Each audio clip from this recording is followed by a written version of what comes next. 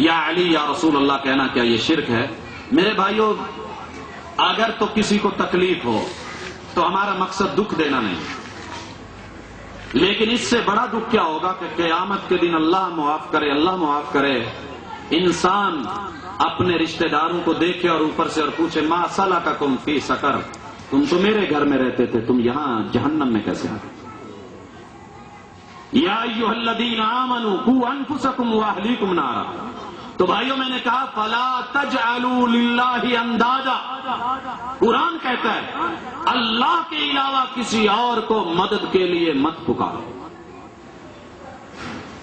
اللہ کہتے ہیں، شکوہ کرتے ہیں لوگوں میں سے کچھ ایسے ہیں کہ جنہوں نے میرے علاوہ اوروں کو لے لیا اور انہیں آوازیں دیتے ہیں۔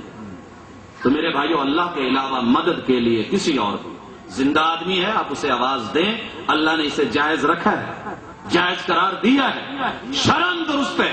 محمد رسول اللہ صلی اللہ علیہ وسلم نے، صحابہ کرام نے یہ سارے کام کیے۔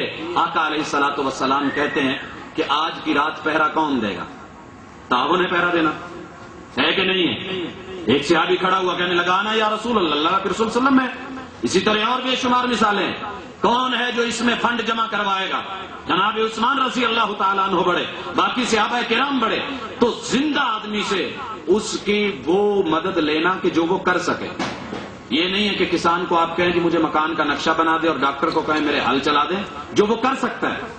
اور اس کے بعد اگر وہ شخص اس دنیا سے جا چکا ہے تو ہمارا دین اسلام، کتاب اللہ اس بات کی اجازت نہیں دیتے، اور خود جناب علی رضی اللہ تعالی عنہ اور محمد رسول اللہ صلی اللہ علیہ وسلم اس سے منع کر کے گئے ہیں۔ اس سے بچنا چاہیے۔ اللہ تعالی ہمیں جو ہے یہ عقیدت کے ساتھ عقیدے کی نعمت سے نوازے۔ اللہ کا نام بھی العلیج ہے، تو یہ لوگ کہتے ہیں کہ اللہ سے پوچھے کہ اللہ نے اپنا نام العلیج کیوں رکھا؟ حضرات، اللہ کا نام العلیج ہے الف لام کے ساتھ، اور حضرت علی رضی اللہ تعالی عنہ کا نام علیج ہے۔ ذہن میں رکھیے گا پہلی بار، وَهُوَ الْعَلِيُّ، یہ اللہ کا نام ہے، اور جناب علی کا نام علیج ہے۔ یہی وہ صفات کا شرک ہے جسے جاننا بہت ضروری ہے۔ جیسے میں نے کہا زندگی ہے ہم میں، ہر جانور زندہ ہے، اللہ بھی زندہ ہے، اللہ لا الہ الا هو الحی۔ کیا ہم پھر اللہ کو تشبیہ دیں گے کہ اللہ ہمارے جیسا؟